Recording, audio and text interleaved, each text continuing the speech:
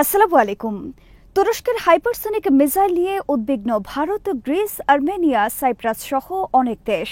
যুক্তরাষ্ট্র থেকে $5 বিলিয়ন অস্ত্র কিনছে মিশর। শনিবার গাজায় ইসরায়েল হত্যা করেছে 42 জন ত্রাণ সংগ্রহকারী। গাজা ও ফিলিস্তিন নিয়ে ফ্রান্স প্রেসিডেন্টের টেলিফোন আলাপ, তুরস্ক ও মিশর প্রেসিডেন্টের সাথে ক্ষুব্ধ যুক্তরাষ্ট্র, ইসরায়েল সহ অনেক দেশ। বিডিভিউস ইনফোটেনমেন্টে স্বাগত জানাচ্ছি আমি ফাহাদিয়া মিতো। আজ জানাবো প্রতিরক্ষা সংক্রান্ত গুরুত্বপূর্ণ কিছু খবর। তুরস্ককে একসময় বলা হতো ইউরোপের রুগ্ন মানুষ। সেই তুরস্ক গোটা বিশ্বে একের পর এক চমক সৃষ্টি করেছে সমরাস্ত্র ক্ষেত্রে নতুন নতুন উদ্ভাবন সহ বিভিন্ন দিক দিয়ে। গত 22 জুলাই ইস্তাম্বুল প্রতিরক্ষা মেলায় তুরস্ক তাদের নিজস্ব উদ্ভাবিত হাইপারসনিক মিসাইল হাজির করে, আর এর মাধ্যমে তুরস্ক আরেকবার চমক নিয়ে এসেছে গোটা বিশ্বের সমরাঙ্গনে। নতুন যুগের অত্যাধুনিক আর অপ্রতিরোধ্য হাইপারসনিক মিসাইল আবিষ্কারের মাধ্যমে তুরস্ক প্রবেশ করল নতুন এক অধ্যায়ে। তুরস্কের এই মিসাইলের খবরে ইতোমধ্যে প্রচণ্ড রক্তচাপ বেড়েছে তাদের চিরশত্রু গ্রিস ও আর্মেনিয়ায়। একই সাথে তুরস্কের এই মিসাইল নিয়ে গভীরভাবে চিন্তিত ভারত, কারণ তুরস্ক পাকিস্তান বর্তমানে প্রতিরক্ষা সম্পর্ক যেই পর্যায়ে রয়েছে তাতে দ্রুত এই মিসাইল প্রযুক্তি পেতে পারে ভারতের চিরশত্রু পাকিস্তান। আর পাকিস্তান এই মিসাইলের অধিকারী হলে ভবিষ্যতে পাকিস্তানের হামলা প্রতিহত করা ভারতের জন্য কঠিন হবে বলে আশঙ্কা করা হয়েছে দেশটির বিভিন্ন মহল থেকে। তাদের মতে মে মাসে ভারতের বিরুদ্ধে যুদ্ধে পাকিস্তান ব্যাপকভাবে ব্যবহার করেছে তুরস্কের ড্রোন। ভবিষ্যতেও ভারত পাকিস্তান যুদ্ধে তুরস্কের অস্ত্রের ব্যবহার যে বৃদ্ধি পাবে তাতে কোনো সন্দেহ নেই। সমর বিশ্লেষকদের মতে অত্যাধুনিক অস্ত্রের অধিকারী হওয়ায় বিশ্বে দ্রুত প্রভাব বৃদ্ধি পেতে যাচ্ছে ইউরোপের রুগ্ন ম্যান তুরস্কের। গ্রিসের আশঙ্কা, তুরস্কের হাইপারসনিক মিসাইলের কারণে বিপদে পড়তে পারে ভূমধ্যসাগরের দ্বীপ সাইপ্রাস। দ্বীপটি একসময় ওসমানীয় খেলাফতের অধীনে থাকলেও এক পর্যায়ে ব্রিটিশদের দখলে চলে যায়। পরবর্তীতে এই দ্বীপের মালিকানা নিয়ে বিরোধ দেখা দেয় তুরস্ক ও গ্রিসের মধ্যে। গ্রিক সেনা সরকার এই দ্বীপটিকে দখলের পরিকল্পনা করলে 1974 সালে সেখানে সেনা অভিযান পরিচালনা করে তুরস্ক। দ্বীপটির উত্তর অংশ তথা 3 ভাগের 1 ভাগ দখল নেয় তুরস্ক। সেই থেকে আজ পর্যন্ত সেখানে রয়েছে তুরস্ক নিয়ন্ত্রিত প্রশাসন। গ্রিসের অপর অংশ নিয়ন্ত্রণ করছে গ্রিস। সাইপ্রাস দ্বীপ ঘিরে ভূমধ্যসাগরের বিশাল সমুদ্র এলাকা ও তার সম্পদ নিয়ে বর্তমানে তীব্র বিরোধ চলছে তুরস্ক ও গ্রিসের মধ্যে। গত 5 বছরে বেশ কয়েকবার যুদ্ধ পরিস্থিতির মুখোমুখি হয় দেশ দুটি। হাইপারসনিক মিসাইল সামনে আনার আগে তুরস্কের প্রেসিডেন্ট এরদোয়ান সাইপ্রাসে 2 স্টেট সলিউশন প্রস্তাব দেন। গ্রিস ও গ্রিস নিয়ন্ত্রিত সাইপ্রাস সরকার এর বিরোধিতা করে তখন, কিন্তু তুরস্ক হাইপারসনিক মিসাইল হাজির করায় এবার কিছুটা দমে গেছে গ্রিস ও সাইপ্রাস, কারণ সাইপ্রাস নিয়ে উভয় দেশের মধ্যে যুদ্ধ শুরু হলে তাতে এগিয়ে থাকবে তুরস্ক। তুরস্কের হাইপারসনিক মিসাইল উদ্ভাবনের খবরে ভারতের উদ্বেগের বিভিন্ন দিক তুলে ধরে ইতোমধ্যে খবর প্রকাশ করেছে ভারতের বিভিন্ন গণমাধ্যম।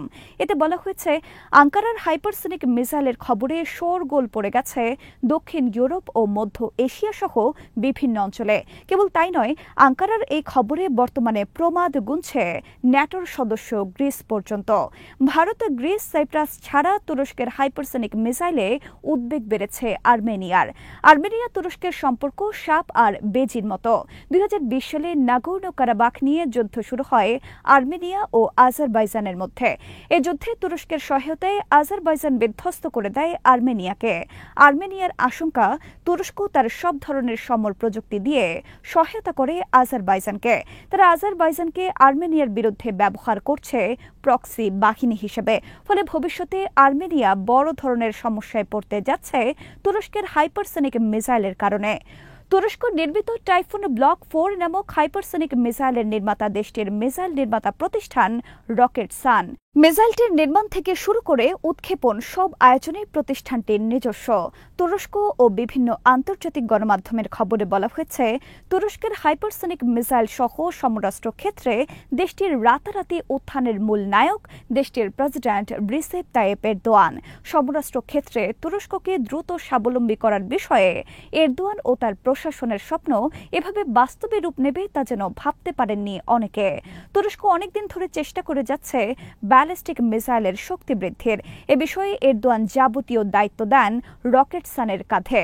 রকেটসান এই ক্ষেত্রে দ্রুত সফলতা অর্জন করে এবং নির্মাণ করে টাইফুন নামক 800 থেকে 1000 কিলোমিটার পাল্লার ব্যালিস্টিক মিসাইল। এরপর তারা বিশ্বে তাক লাগিয়ে দেয় টাইফুনের হাইপারসনিক ভার্সন নির্মাণ করে। এক্ষেত্রে পূর্ণ সফলতার আগে তারা কোনো তথ্য প্রকাশ করেনি গণমাধ্যমে। সম্পূর্ণ সফলতার পর 22 জুলাই সরাসরি মিসাইল হাজির করল প্রকাশ্যে।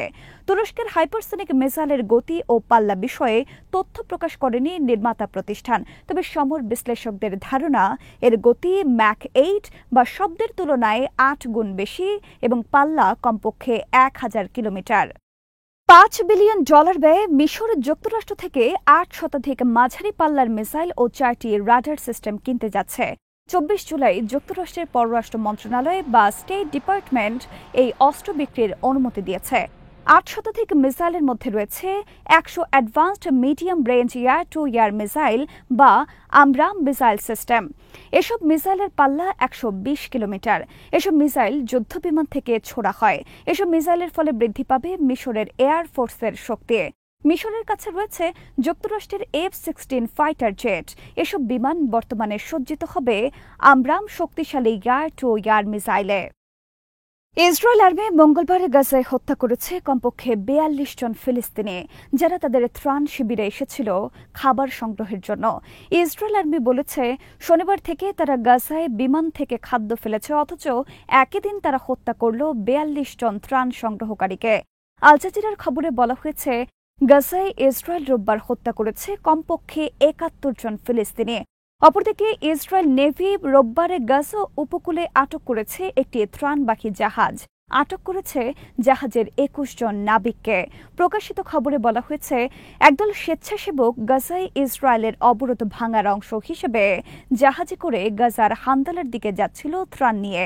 হান্দালা এলাকার নাম অনুসারে তারা জাহাজটির নামও দেয় হান্দালা, কিন্তু জাহাজটি খাবার নিয়ে তীরে ফেরার আগেই ইসরায়েল আটক করে জাহাজটিকে।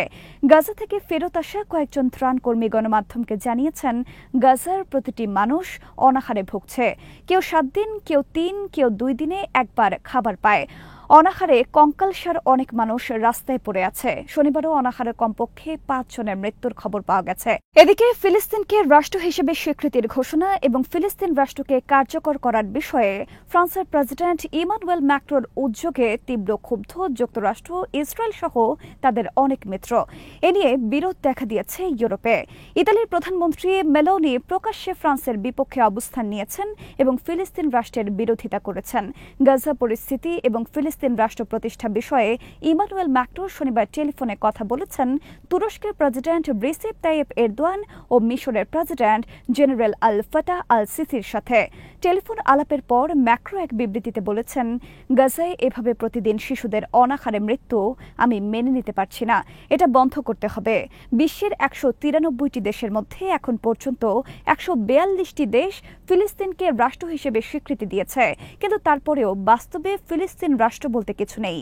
বিশ্বের অনেক প্রভাবশালী দেশ ফিলিস্তিনকে রাষ্ট্র হিসেবে স্বীকৃতি দিয়েই তাদের দায়িত্ব পালন করেছে, কিন্তু এই রাষ্ট্র বাস্তবায়নের কোনো পদক্ষেপ নেয়নি তারা। এছাড়া যুক্তরাষ্ট্র, ব্রিটেনের মতো অনেক দেশ এখনও ফিলিস্তিনকে রাষ্ট্র হিসেবে স্বীকৃতি দেয়নি।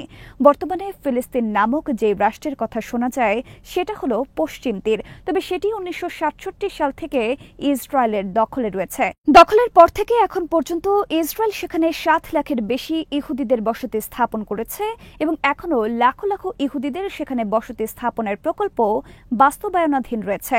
আর এটি তারা করছে ফিলিস্তিনিদের জায়গা জমি দখল করে। যেমন 1948 সালে ফিলিস্তিনিদের তাদের বাড়িঘর থেকে উচ্ছেদ করে প্রতিষ্ঠা করা হয়েছিল ইসরায়েল নামক রাষ্ট্র।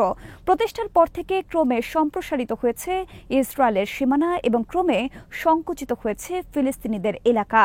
বর্তমানে তারা কেবল পশ্চিম তীর এবং গাজায় আবদ্ধ। আজ এখানে শেষ করছি। সমরাস্ত্র, প্রতিরক্ষা ও কূটনীতির নানা তথ্য জানতে চোখ রাখুন বিডিফিউজ ইনফোটেনমেন্টে। চ্যানেলটি ভালো লাগলে সাবস্ক্রাইব করুন, সংযুক্ত থাকুন আমাদের ফেসবুক পেজে। আল্লাহ হাফেজ।